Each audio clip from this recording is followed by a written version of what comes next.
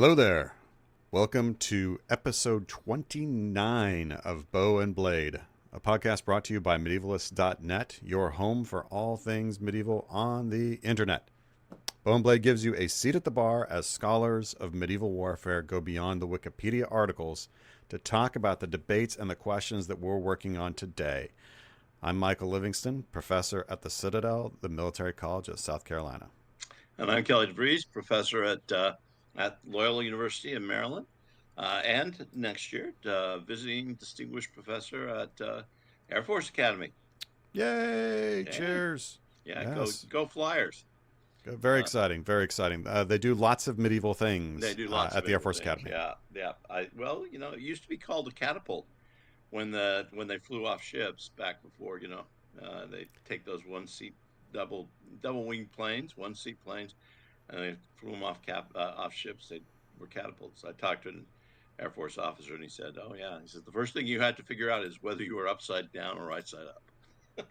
So I think probably the same thing if you were catapulted out of a medieval catapult. The first thing you have to think about is, am I upside down or right side up? Yeah, I could see that being a problem. Well, congratulations on that. Yeah, pretty pleased. Kelly's heading to the high country. I will remain here in the Low Countries. Yeah. I'm of course a native of Colorado, so I'm very jealous of you, Kelly. I'm from Utah, so I'll get to see my mom and dad. Mom's 87, she'll be 88. Dad's 91, and better than he was when he was 81. He'll be 92 when I get out there. Well done, indeed. Yeah, absolutely. Go long life. Yeah. No, it's good if you can get it. I'll say that. It's good if you can get it. Yeah. I'm a big fan. Yeah. A big fan. We're on pro-life, but only pro-life and long life. Longevity, yeah. Longevity. Absolutely. That's awesome. And I have to give a shout out to our listeners who are awesome. Mm-hmm. We actually, I'll talk about this at the end of the episode, but our next episode is going to be Q&A. So we are already collecting questions from people. Very good ones too. Some really interesting ones. I think gonna really push our not push our intelligence, push how witty we can be in some of them.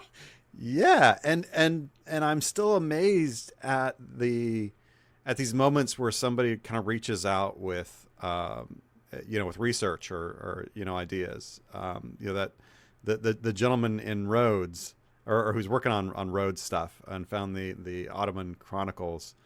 Yes, continue to work on them. He wrote me. He's like, "Hey, I'm continuing to work on these. Here's what I'm finding so far." I'm like, oh my God, this is great. Yeah, this is fantastic. And we'll have some stuff to add in about Battle of Sluys. Yeah, which we'll actually talk a little bit about that today. But yeah, for the Q&A, we'll have some other stuff. Yeah. So good stuff. And by the way, just for our viewers, Mike is buying tonight. He is buying the drinks tonight. Should we explain why? You didn't tell me I was buying the drinks tonight. Yeah, but you will understand exactly why you're buying the drinks. Just a moment. It is this time of year, every year, and also mid-December, where Mike becomes expletive deleted. Oh, starts with an S. He becomes an expletive deleted. You want to explain why you are an S at this time of year? I finished my grading before Kelly does. Oh. So Kelly. I arrange my semester every year. Well, you also so that I can be done a week earlier than our semester. We have that Easter break, Catholic. Yeah, you got Easter break, but every year I finish earlier, and I always take great joy in texting Kelly, "Hey, just turn in my grades." Yeah. And Kelly always writes me back an expletive-filled response that I quite enjoy, and I smile and laugh, and I say, "Yeah, I am. That's right. I'm done.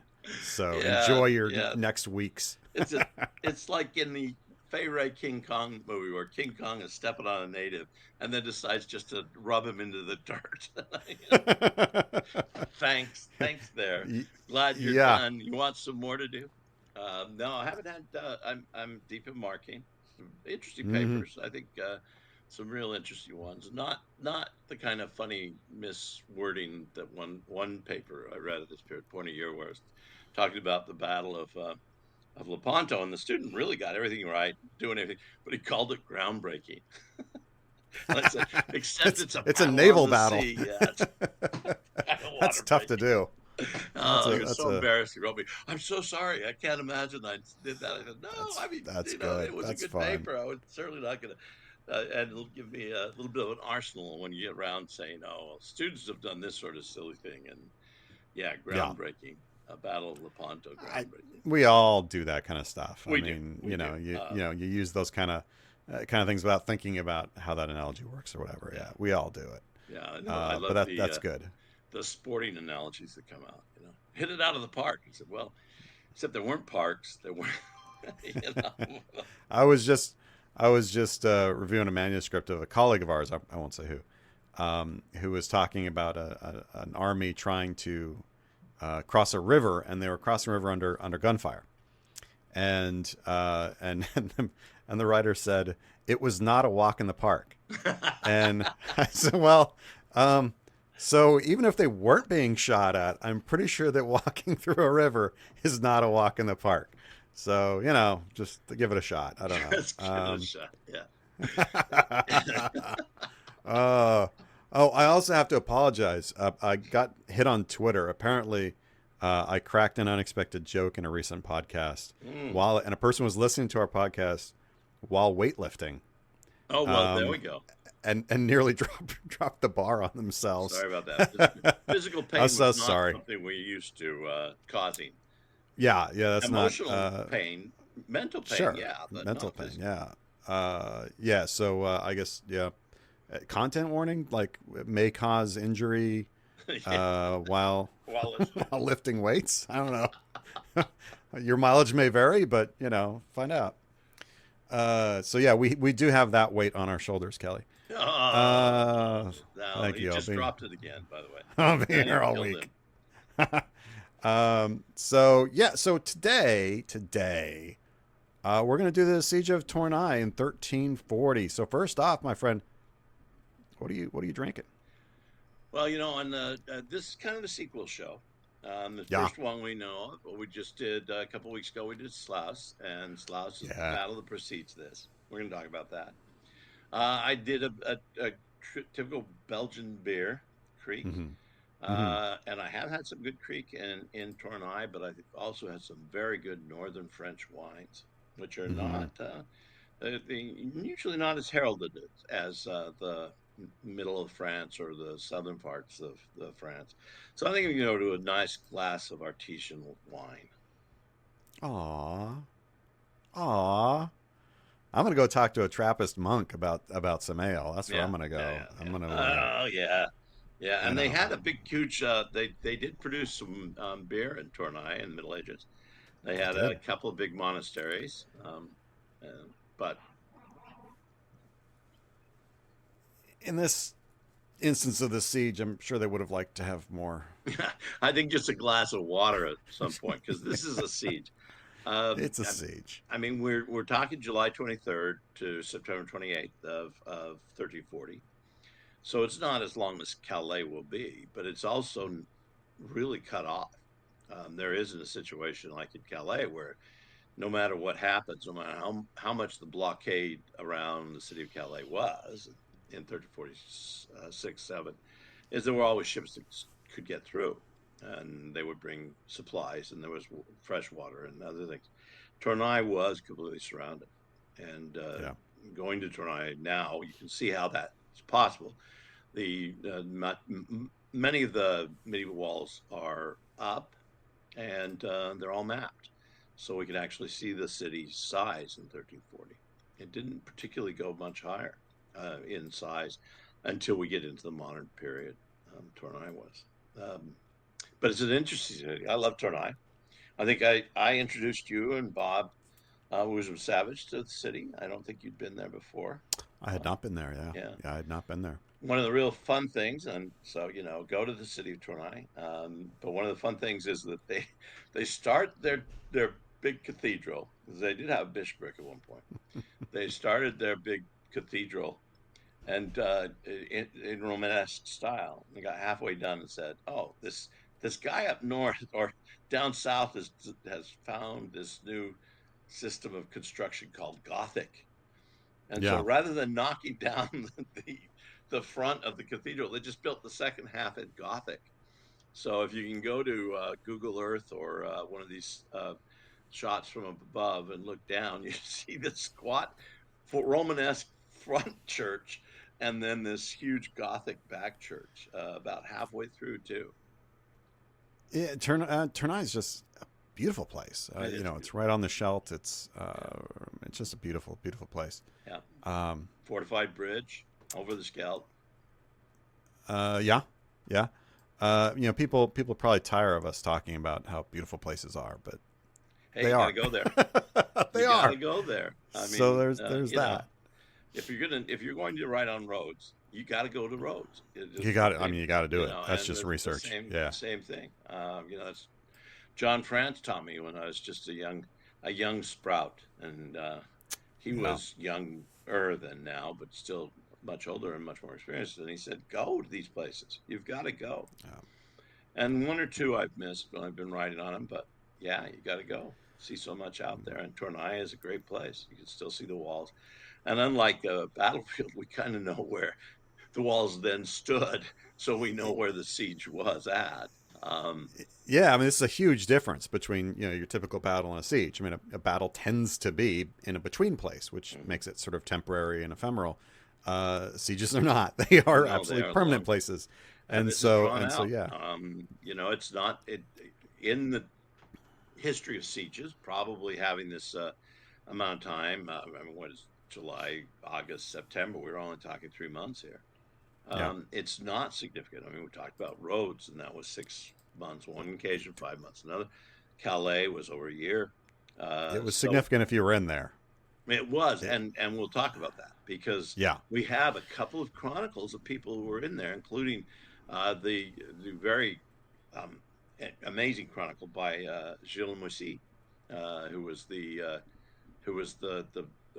one of the abbots of one of the monasteries and one of the great writers. And he gives us an account. And then there's another one that's anonymous of the siege of Tournai, who also writes a much shorter account of being inside. And I've presented a paper on what it meant to be inside a siege using these two as an example, because we yeah. have two voices of people who are being besieged, and that just doesn't happen very often. Yeah, it's a terrific instance of this. But look, before we get into those details, let's step back just a little bit. As Kelly said, this is a sequel. Our podcast on the Battle of Sluys, depending on how one pronounced it. That is the preceding major event to this. Mm-hmm. Yeah, But Tournai let's doesn't actually, happen if the results of Sluys are different. yeah, correct. But let's actually step back before that even. Yeah. And look at what Edward III of England is planning to do in general here, because this whole the Battle of Sluys and then this siege of Tournai. This is not the first time he's tried to do something here in northern France using the Low Countries as a base of operations. It's not the first time at all. This appears to be kind of like one of his first moves, offensive moves, in terms of the 100 Years' War, the nascent 100 Years' War. And you're right. I mean, the Low Countries are very important, and this one is interesting because it's not solely economic. I mean, that may be the tie. It's certainly the tie for Edward's grandfather, Edward I, at the end of the 13th century, when he launches a little bit of an expedition against Philip IV into this region. But Edward III is doing it because he's building a coalition. It's a political matter and a military matter, as well as the fact that the economics ties Flanders and Brabant to the English wool. Yeah, he's got in 1339 his big ally that he's managed to get into all this. Well, one of the big allies is the Holy Roman Emperor, who he has convinced to help him in 1339. Convinced him with some monetary suggestions, some tithing. I don't know what you want to call it, bribery. Uh, No, well, I mean, it's the old thing with the Holy Roman Emperor at this point in time is, if France is going to be his enemy, then the enemy of my enemy is my friend. yeah, And I don't think that there's really the consideration economically for the Holy Roman Emperor to connect with England. And of course, we're going to see a future Holy Roman Emperor actually on the battlefield with the French in at Crécy. So, yeah. the ensuing Holy Roman Emperor is going to be Charles IV is going to be against Edward, but in this case, it looks much better to have Edward because that means France is weaker. Yeah, and along the way, Edward is cutting deals and making alliances and making this coalition, as Kelly calls it, this alliance among leaders in the Low Countries. Again, we've said this several times on the podcast. We have to remember the Low Countries is a just patchwork mess of Yeah. small city states, if you will. It's not Belgium, Netherlands. Like, it's not these big things that we think of now. It's all these little things. And there's some big dogs in there. Flanders Oh yeah, being Flanders like is the biggest huge. of them. Yeah, although Um, Flanders at this point is in rebellion. So we'll come back to that because I want that yeah, really puts an interesting twist on things. But it's also kind of an odd situation in that some of these states, and that's principalities because they all are different. You got Duchy of Brabant, you've got the county of Hainaut, the county of Holland, the county of Flanders, and then you have the Prince Bishop of Liège, yeah, who holds a huge amount of land down there and the bishop and Cambrai. So Cambrai and Liège and Brabant are all with, or I'm sorry, Hainaut, Holland are all with the Holy Roman Empire. Brabant is too. yeah. Flanders and Hainaut are all with France. Now, this is tradition. This is the old, I mean, this goes all the way back to the Carolingian period as to why they've divided them in this way. But they formed into these independent and very wealthy counties and duchies at Mm. this point. And the odd thing is the Count of Hainaut is also the Count of Holland. So he is the Count of Hainaut with allegiance to the King of France, and the Count of Holland with allegiance to the Holy Roman Empire. What a mess. What a mess! Is What a mess. absolutely true. And as Kelly said, I think this is actually worth talking about right now. Not only would this be a mess on paper, like in theory, but it's a mess on the ground in practical terms right now because one of these major players, again, I think probably the biggest dog of them all, Flanders, is is in a is Yeah, in rebellion. Like, yeah, it's in a kind of nascent civil war, and that's a problem. yeah. So who are you dealing with here? Are you dealing with the former administration or the new rebellious administration? And who is leading this rebellion in Flanders? And this is and so fascinating. Of course, if you live in Belgium, you know all about this because the Artfeld Yeah, father and son Artfeldas, who are in control of Flanders for much of the 14th century, as kind of like the first freedom fighters for Belgium. And freedom. I had to I do know it. Philip I had isn't to a do it. particularly good one, but we'll get to roast bakes sometime soon. But in 1340, so in 1338, there's a rebellion against Louis of Nevers, who is a little too French. So, I mean, Louis of Nevers' Oh, grandfather, he's a lot too he's a French. lot too French, yeah. Louis Nevers' grandfather had stood with the Flemings on the battlefield of Courtrai. And now they've got Louis Nevers, and he is more in Paris than he is in Flanders. And so one time he goes to Paris, and they just kind of say, "Don't come back." And he sits Don't in let the door Paris. hit you on the way out, Yeah, man. I mean, he will sit in Paris until he comes out and dies like crazy. But uh, they do not like Louis Nevers. But the so the guilds have risen, and that's when we realize that Flanders is so much more than just land. It is an economic structure that the towns. Ghent is the second largest after Paris in the Western Europe, and Bruges is third, and Ypres is fifth. I mean, these are big cloth making towns, extremely wealthy, And at one point, Louis Nevers goes, and they just say, you know what? We don't need you. I mean, we certainly don't need that French guy. We're going to pay everything we want to get the cloth. And it just so happens the Weavers Guild in Ghent produces Jacob van Artevelde, their guild master, and he becomes the governor of the state. I'm not even sure. Stadtholder, it would be a later title. I'm not sure what title he's given, but he's clearly the one. And Edward legitimizes it by dealing with him rather than anybody else in Flanders. Yeah, because this is great. Like this guy's the new kind of local leader. His economic interests are absolutely aligned with Edward's. Mm-hmm. So this is like winner chicken dinner. We are best friends now. Von Artveld's he has to kind of play this a little bit cool at points, just because of he doesn't want to look like, okay, we're going to throw our lot in totally with English and become subservient that way. Much of this is like independently or a move towards independence. Yeah. But yeah, there is all the monetary reason in the world to align with the English here, and they do, and so Edward has this wonderful base of operations he can use now. Good ports of entry, good roads going right into these kind of French-leaning areas, French allied areas of the Low Countries and northern France itself. Mm-hmm.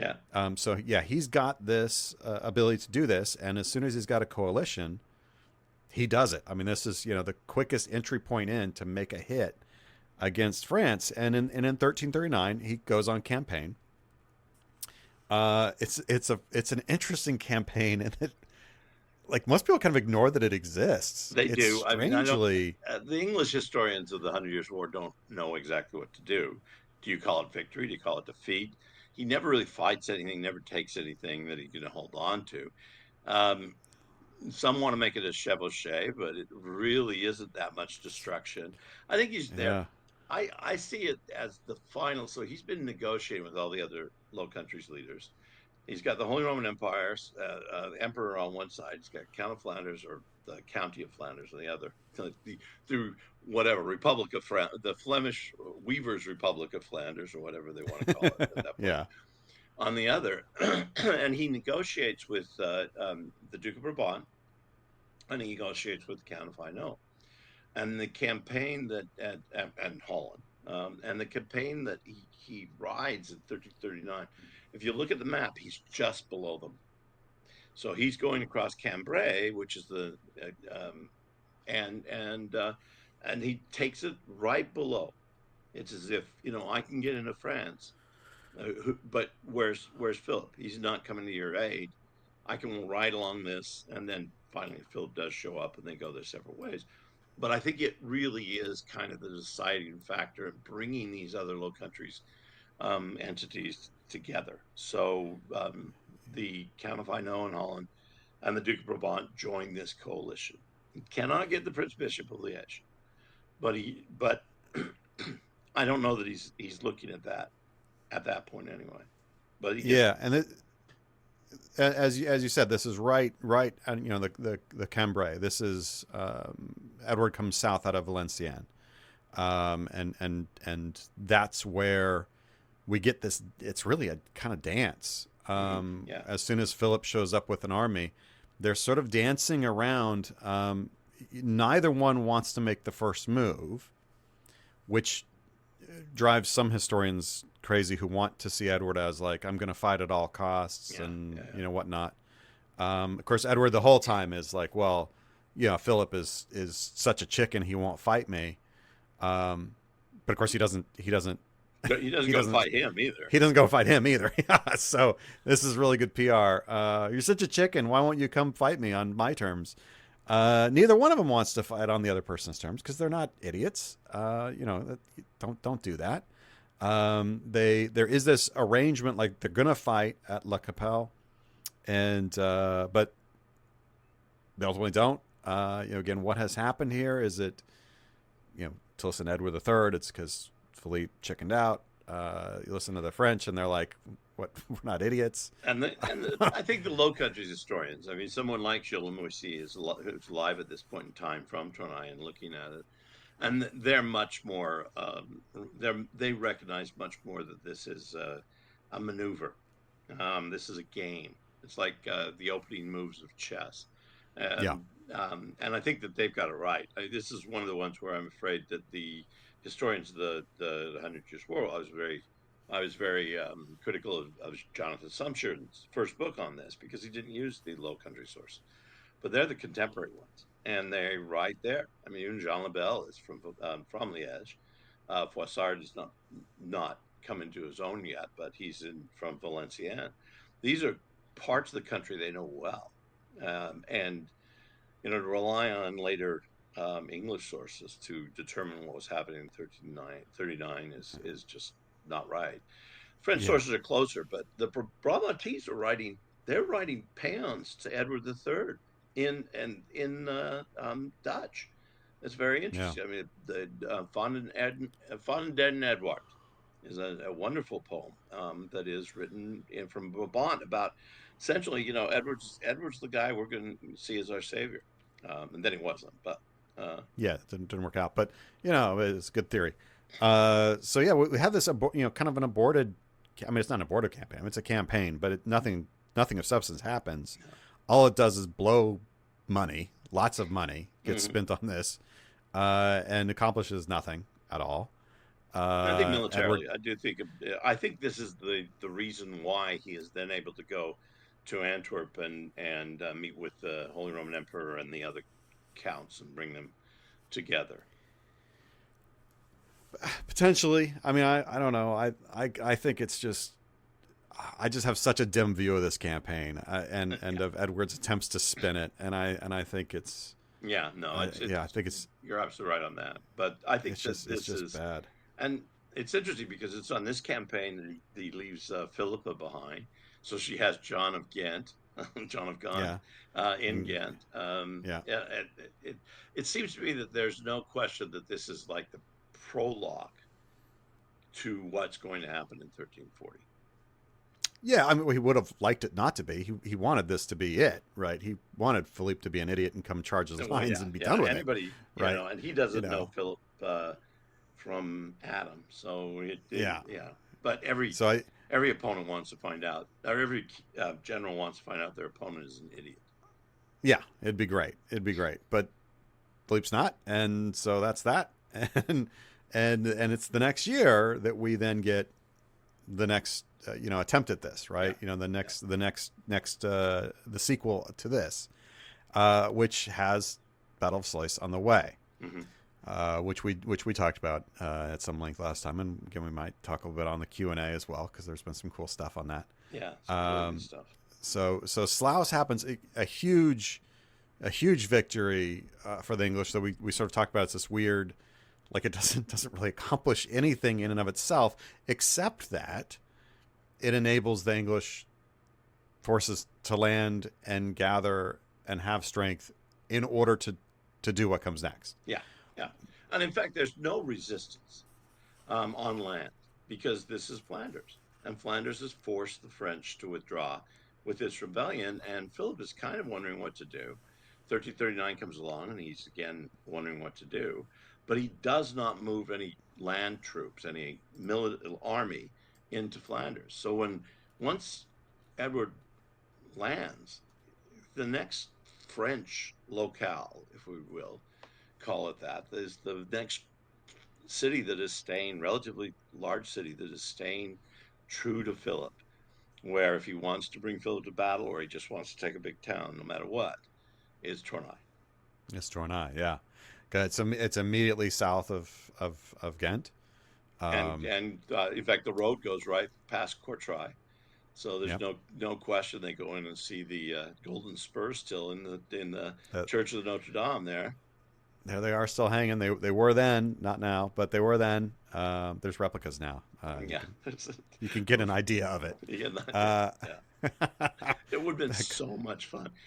We get a time machine. I want to go back and see the Spurs actually hanging there. oh my God, Kortrijk is just such a cool town. It is My a really cool goodness. town. And in Oh my fact, goodness. there's a direct road from Courtrai to Tournai, and it's the funnest road to drive. I don't know whether you and I did it together, but I've done it a couple of times because literally halfway through, all the signs change from French to Dutch. It's just talk about a language border right there.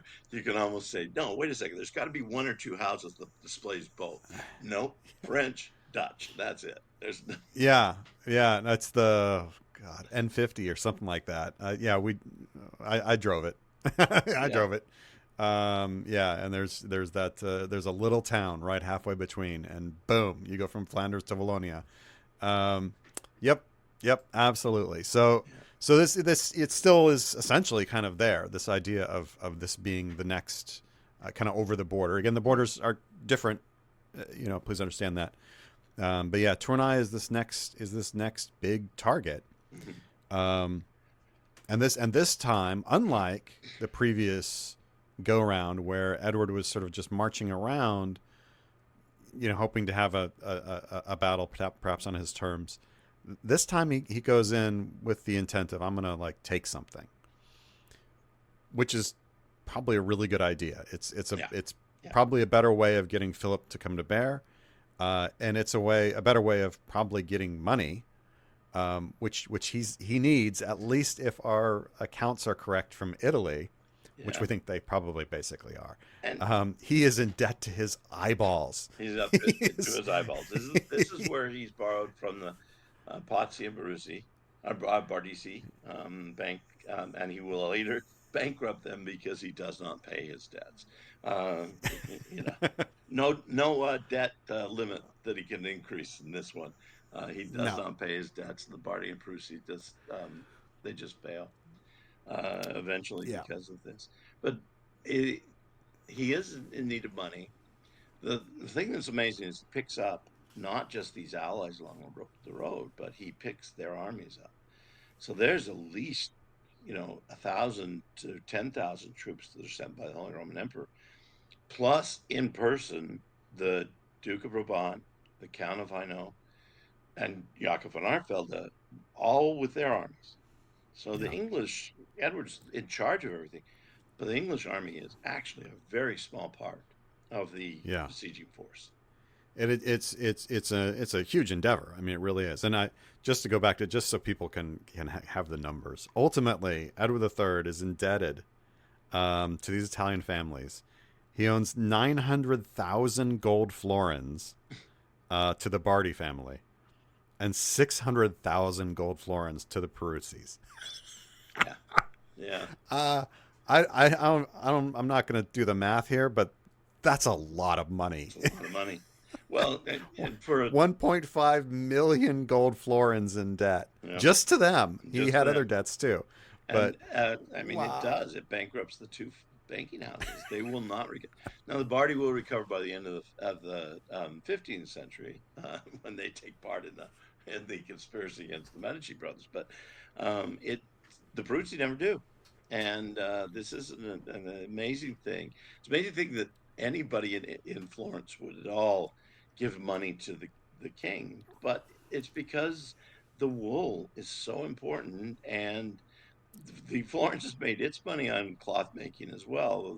They prefer to get the wool from Spain for things that they make there, but for the luxury stuff, the tapestries and everything else, that's English wool, even in Florence. So It's all about the sheep, man. It's how about all the about the sheep? sheep. It is, yeah. So And Edward says, so but I'm not going to use this money on sheep.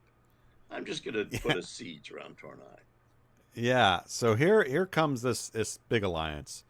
They surround Tournai. They're able to get there faster than defense can be put into place by Philippe.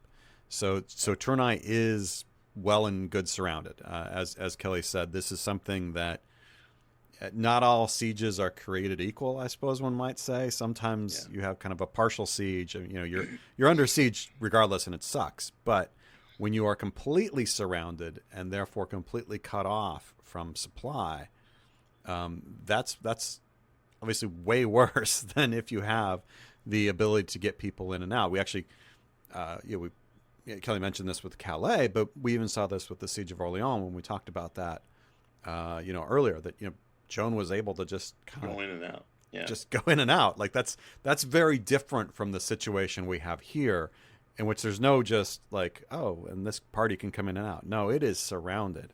Yeah. Yeah. That This is is more uh, tough. this is more like the siege of Antioch, say in the First Crusade, where they can completely surround the city.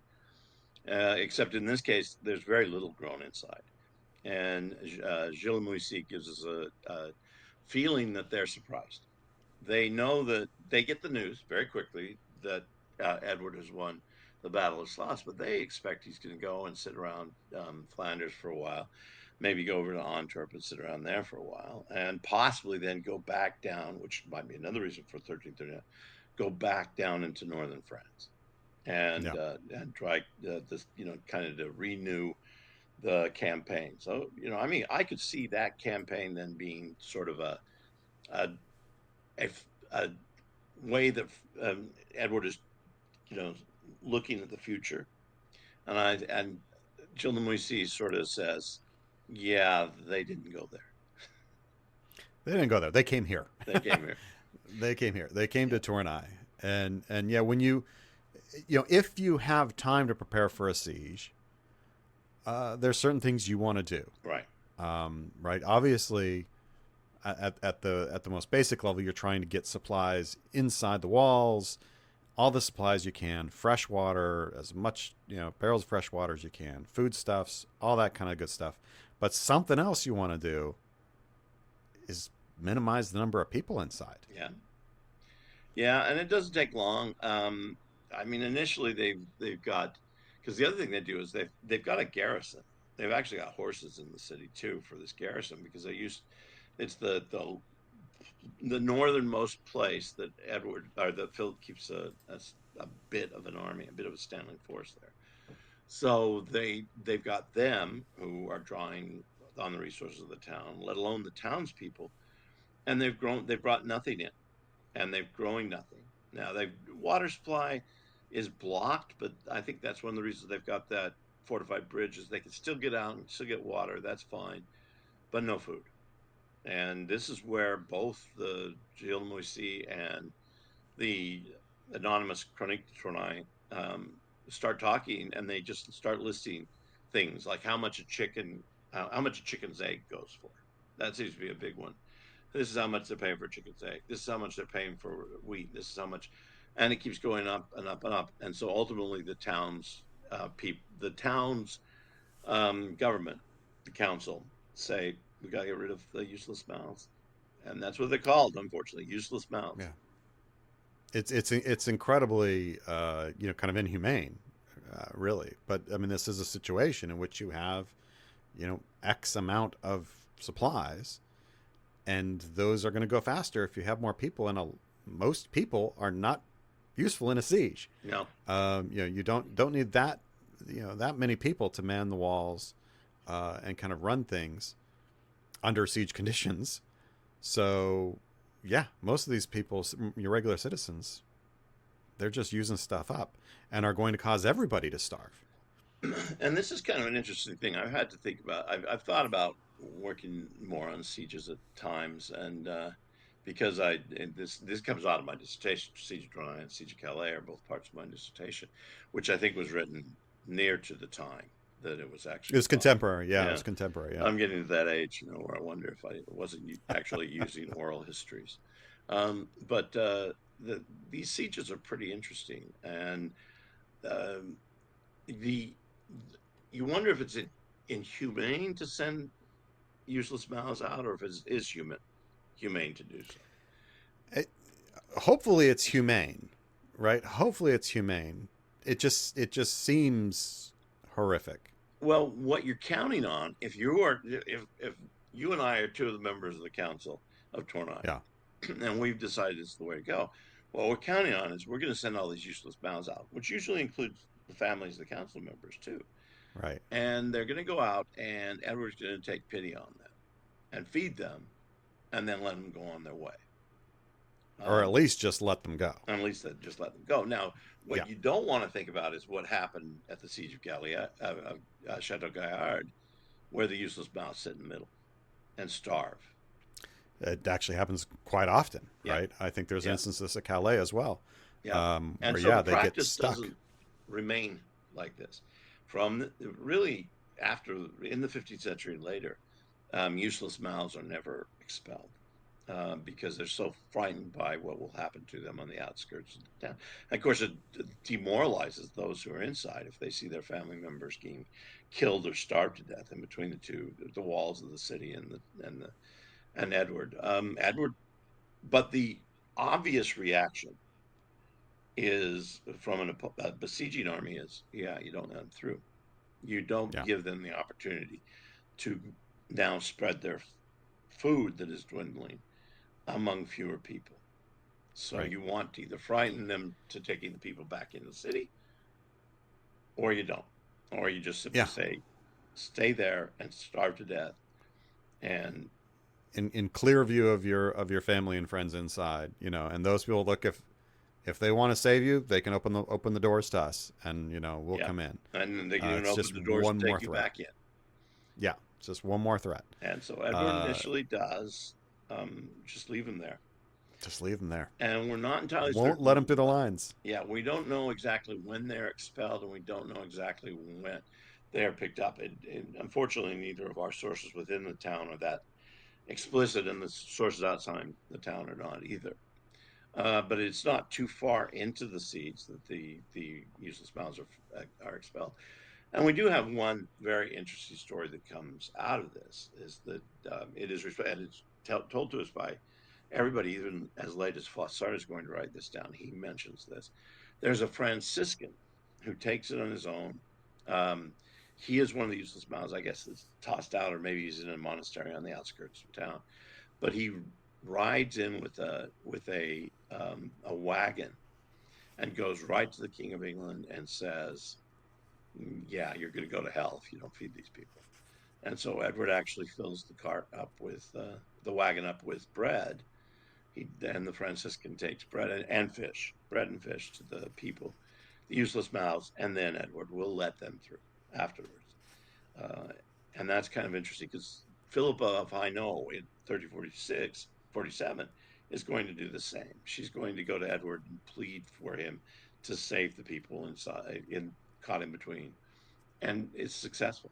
So there is kind of a value of human life that Edward puts on that maybe more callous king would not have. Yeah, you wonder about the truth of the whole thing. But if it's true, it does humanize Edward in a way that is not the case with a lot of leaders. No. I mean, that said, I mean, during Calais, he did let horrible things happen to those people, and some of it very deliberately. He left people in no man's land to starve to death, and of course, women who escaped the city, getting picked up, and just awful things that he allowed, and was like, yeah, that's just the way it is. So you can't go too far in saying like, oh, what a good guy. Well, no, it's awful. No, Edward III is not in, and Edward III does not have halo in some of his pictures by no means. There's no question about that. And in fact, I wonder if, I didn't let out the bag, Siege of Tournai does not go his way. I wonder if he learns that move was maybe a little too humane. Maybe that was costing him. That's actually a really interesting point. I'd never really thought about that, but it is because there is a marked difference between what he does here and what he does at Calais. Now, there's different towns, different situations as well. But yeah, I do wonder. That's an interesting point, Kelly. That maybe at Calais he's like, no, man, I'm not letting any of you people out. You can all starve, and that's some of that rage that you get. Obviously. I also have questions about whether or not the whole Philippa begging for the lives of the burghers of Calais and all that. I mean, that's all dramatic and but it works. And theatrics. That's all theatrics, I think. But yeah. But it is nevertheless. Yeah, this is a case where perhaps he's learned a lesson. That's interesting. I like that. Yeah. Good on you. Good on you, brother. Good on you. Yeah. Every once in a while. Every once in a while. Yeah. I'm done with my grading, by the way. Yeah. You.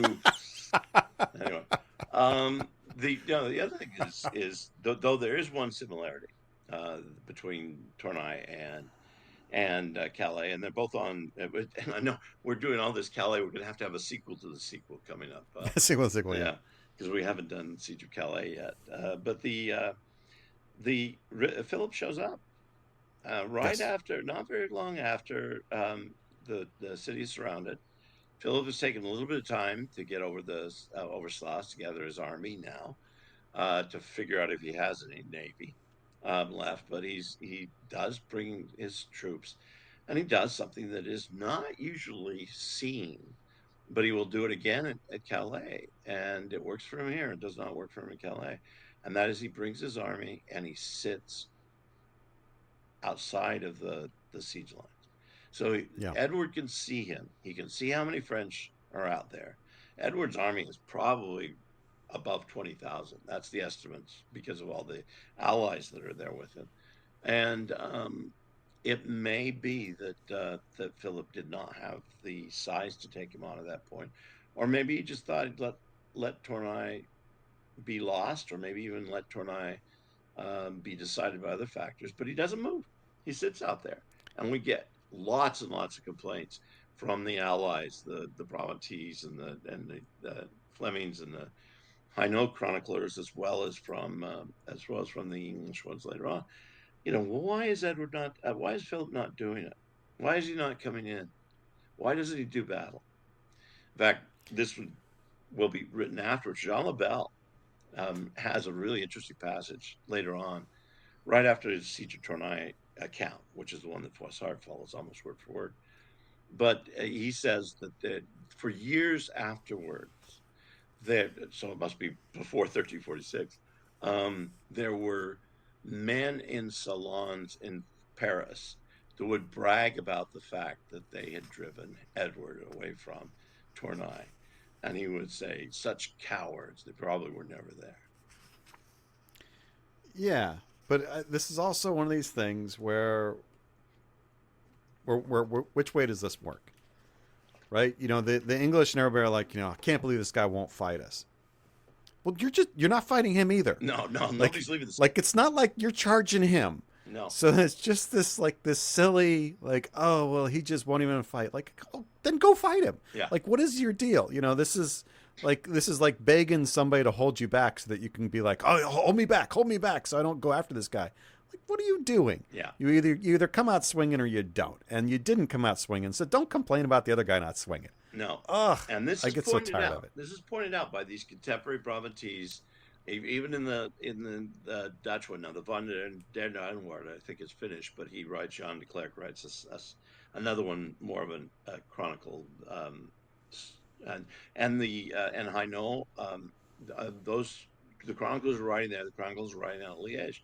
All are saying, yeah, this is Edward's, moaning about not being able to face Philip, but what's he doing? He's not going out to fight him. Philip's right there. Philip's right there. He's not going anywhere. And I think Philip. So, we want to pay Philip because of Battle of Crécy, and loss of Calais. We want to paint him as somewhat of a bad general. He's won at the Battle of Cassel, another battle we haven't done yet. Now. He's won, and he's fought a pretty good. I mean, you can't blame him for the naval situation. I don't think he had anything to do with Sluys, but he's fought a pretty wise campaign, both coming into from Valois, coming into the kingship as a cousin, but also just the fact that there's not been a major battle. Edward will actually send Robert the Artois, Robert the Count of Artois. He's Robert the Third. His grandfather had died at the Battle of Courtrai, leading the French forces, but he's joined this alliance, and he is sent down into Artois, into Saint-Omer, and that region, and does a chevauchée. He actually goes into French territory while Philip is sitting outside of Tournai, and just burns the hell out of the fields, and drives people around. We don't ever get this is a little brief story. He does get some French that will fight against him, just a little tiny group of skirmishers out there, but most of it is just gone into the countryside to make Philip upset. To say, this area that is is dedicated to you that has not gone to the alliance, you're not doing anything to help them out. It doesn't move Philip at all. He still sits there. Which is the thing that Edward had been complaining about. It's, like, he won't show up. Okay, well, he showed up. I mean, there's just this degree to which Philip's almost like called his bluff. Like, okay, I'm here. You want to fight? Let's fight. And Edward doesn't do it. And clearly, Edward is going broke. It's about this time he writes. And Philip, I think Philip knows this. I think Philip knows damn well that he is on, like, he's got creditors at his back, and they're very unhappy. Well, and he's got some spies. We, in fact, know that he's got some spies. He's got, for one, he has the Dowager Countess of Hainaut, Jean, whose son Jean is the Count of Hainaut, in the tent with Edward making all the plans against Tournai, and the Countess of Hainaut is down in an abbey, and she goes and talks to Edward, or to Philip. There's also bishops that are sent out from the papacy to go up and negotiate, an archbishop and bishop. And so Philip knows what the circumstances are. There's no question that the Countess Dowager has some spies in the area. She knows exactly what's happening. And a lot of interpreters of this will want this to be the motive for defeat. The blame on for defeat, if you want, because Edward does write this letter to Parliament about this time saying, "Send money. I have," and he actually claims he has a million Flemings there. And he says, "I have to pay these guys. They're not coming cheap. I got a million of them." And of course, lies, deceit. Yeah. I'm sure that was really effective. I'm sure everybody in Parliament said, "Oh wow, he's got a million Flemings." A million? Yeah, he gets not a penny, not a pence comes his way. But there's another story about why he ultimately has to fold and go home. We do know he's running out of money. That is for sure. We know he's running out of money, and one of the first things he does is he goes home and pretty much sacks everybody in Parliament, and then immediately puts on a huge plan. Puts on a huge plan to come back. As early as 1341, he has a plan to come back into the French conflict. But things will change. We'll talk about that later. But yes, he definitely. That's another story. He definitely is broke, and this doesn't help things. But that's not where the story stops. That's where the modern English historians of the Hundred Years' War want the story to stop. Edward runs out of money, so everybody leaves. No. Yeah. It's much more dramatic. It is in every Low Country chronicle, and they're all at least according to one group of our sources. There is more to the story. The ones who were there. So there's no question. John de Clercq is probably at the siege of Tournai, and he's writing this chronicle of Hainaut. He's writing, or Brabant. He's writing it from Edward. Gilles Moissy is getting the news from inside Tournai. They're Tournesian outside writing. Jean Lebel will pick this up because he's not there, but he's close enough. He knows what's happening. And they all tell the same story, that Edward has a war council. Where he Which you would. Very normal. And normal. In fact, one gets the feeling that these are held throughout this siege. Yeah, this would be very normal. Right, very normal. And all the big wigs are there. So you've got very the normal. Count of Hainaut, you've got the Duke of Brabant, you have the liaison with the Holy Roman Emperor. He's not there, but he's got a liaison, we know, in the tent. And they brought their men. And then we have Jacob van Artevelde. Jacob, here we go. Who's a weaver. Here we go. He's an artisan. It doesn't matter that he's probably the richest guy in that tent, beyond belief. And his county that he controls is by far more wealthy than the entire rest of the Low Countries are combined. But he is not a knight, and this is not the commoner's sandbox. And he's invited in. And what happens? Well, first of all, get the setting. I want to have this diorama. Okay. Go for it. You go for it, brother. Okay. Diorama. So we've got all these guys gathered around the table with their flashy dress, their coats of arms all up and down them. Of course, Edward's got the fleur de lis and the dragons. I mean, everything up and down. You've got Flanders does not. He's not a member of the Count of Flanders, so the lion is only there for Brabant. The Flemish lion is not. Um, and then they've got their group of knights. They've got their 3, 4, 5 knights that they've all brought in. And in the meantime, so too has Jean de Hainaut. She's come in and she's in the tent too. At least that, or she's going there. So the anticipation is she's going to join.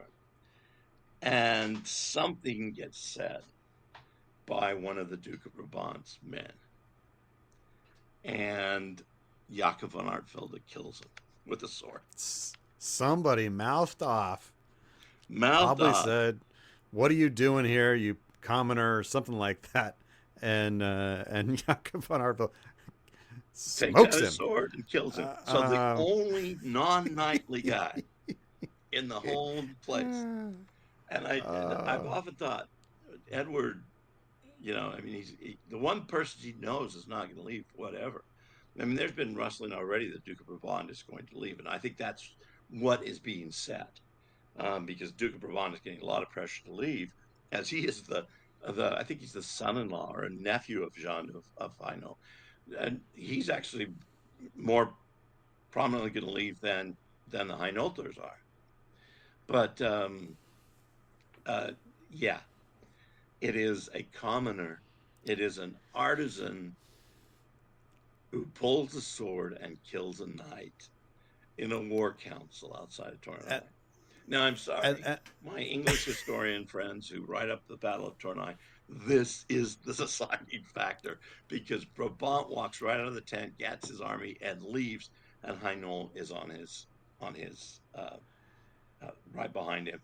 The German troops stick around for a little bit, but they're gone fairly soon, and it's only the Flemings and Edward left. This is not how to keep a good coalition together. Let's just say that. No. Not how to do it. Not how to do it. Yeah, it's like you said, they were probably close to broke. They were already close to barely holding the thing together. Which something like this goes down in the War Council. Yeah, and it means the wealth of Flanders is so much more, because they're not relying on the English king to pay them. Both Brabant and Hainaut are. Yeah, he kills a dude. That escalated quickly. And if you miss that point, and it's there. I mean, I honestly think Jan de Klerk is right there, because he's the one who tells us exactly what happens. But he's writing in Dutch, and but his whole thing, and boy, does he have disdain. He's just a cleric, but he's got such disdain for Jacob von Artevelde pulling his sword out and killing him. It just is, yeah. Jacob killed a guy. Yeah. But you want this to be a 1950s movie with like George Sanders playing Jacob von Artevelde or something. Yeah. Unbelievable. Yeah, that's pretty much it for the Siege of Tournai. It's gone. Now, literally, the Duke of Brabant walks out of that tent, gathers his men, and leaves the battlefield. Yeah. Now we should say before all this happens, the Siege of Tournai, because I want to make sure this gets talked about before we leave the Siege of Tournai. Mm-hmm. The Siege of Tournai also has another story about it. Oh, please! Any siege that goes this long gets tales.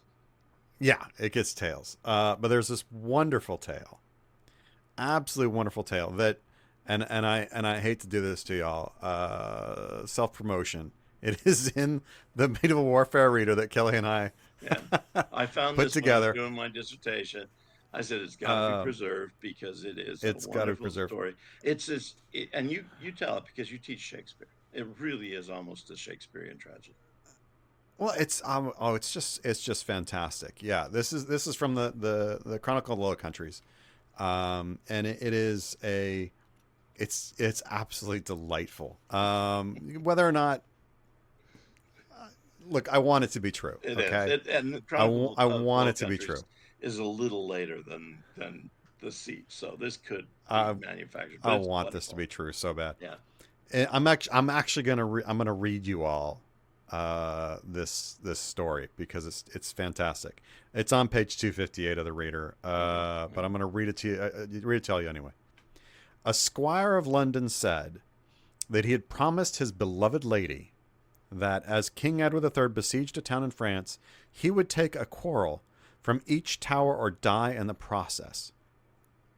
Which act he would do for her? I'm gonna bring you back a quarrel from every tower in a town. So at Tournai, he armed himself and mounted a horse. He took along a helmet and a coat of mail, and he proceeded to ride to the gate of Saint Fontaine. Afterward, he went from tower to tower to the gate of Bordeaux, where he passed the Scheldt River at Marvis and passed again at Couffour until he had come to the gate at Blanchenois. There was at that gate a crossbowman who had seen him and had shot a mounted crossbow into his body. Afterward, the crossbowman was killed.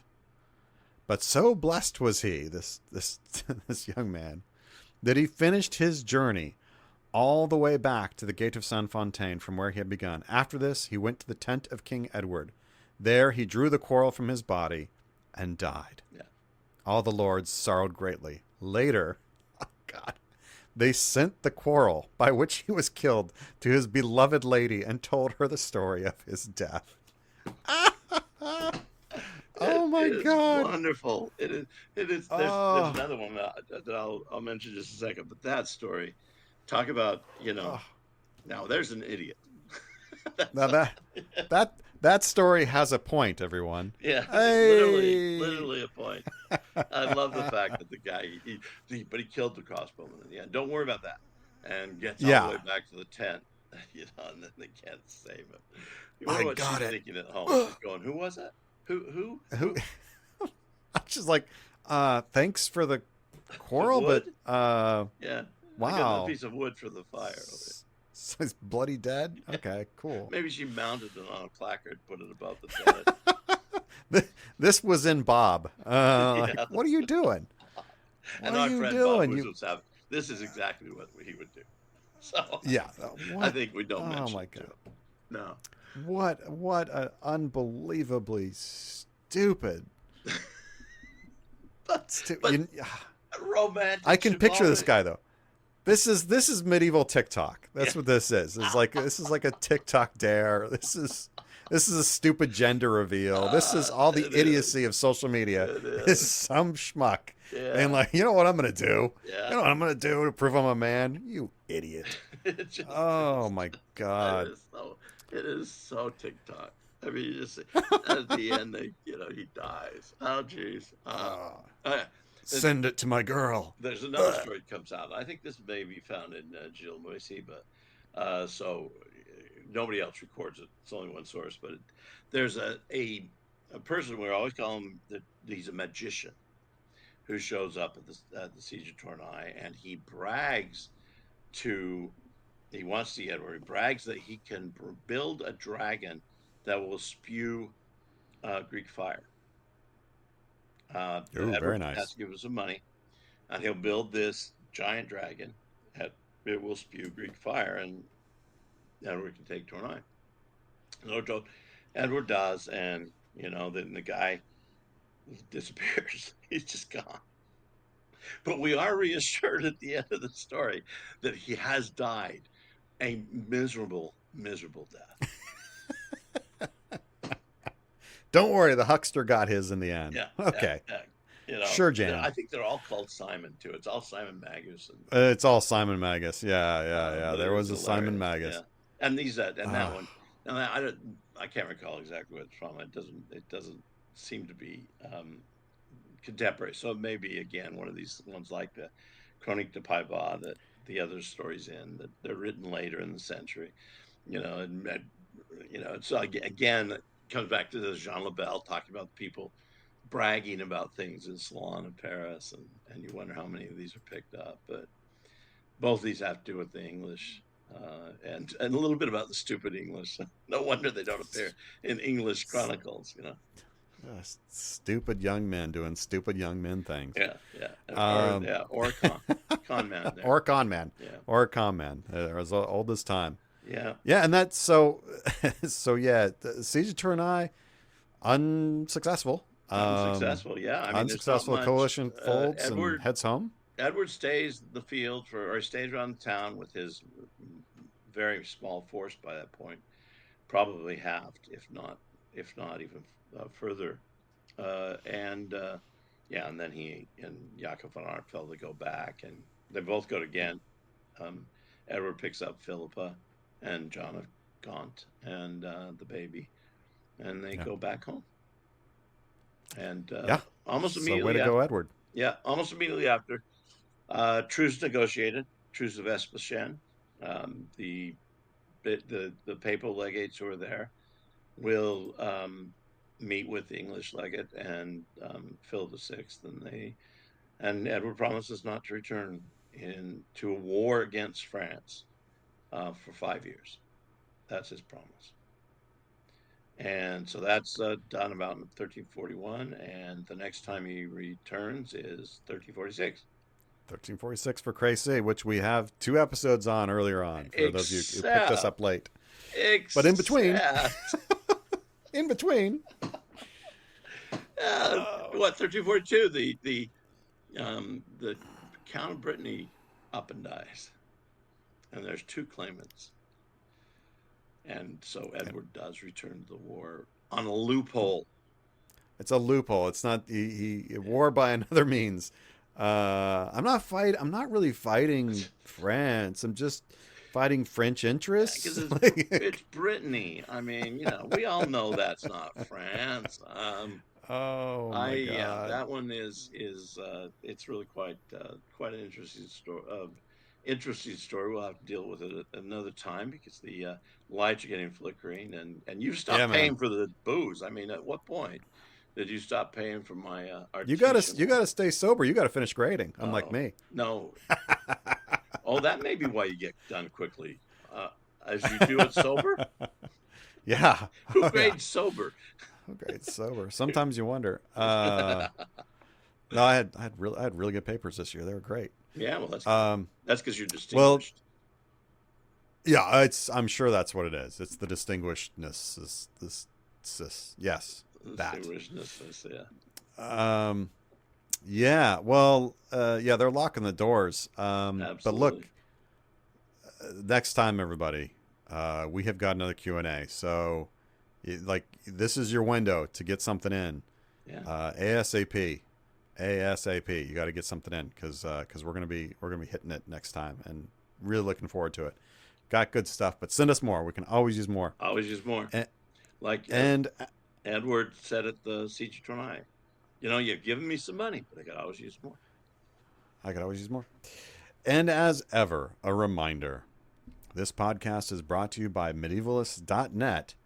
So the best way to support us, other than buying our individual books, of course, is to join their Patreon at patreon.com/medievalists. And that's also the absolute best place to drop us a line if you have a question for our upcoming Q&A. Thank you for listening, everybody. Bye. Bye-bye.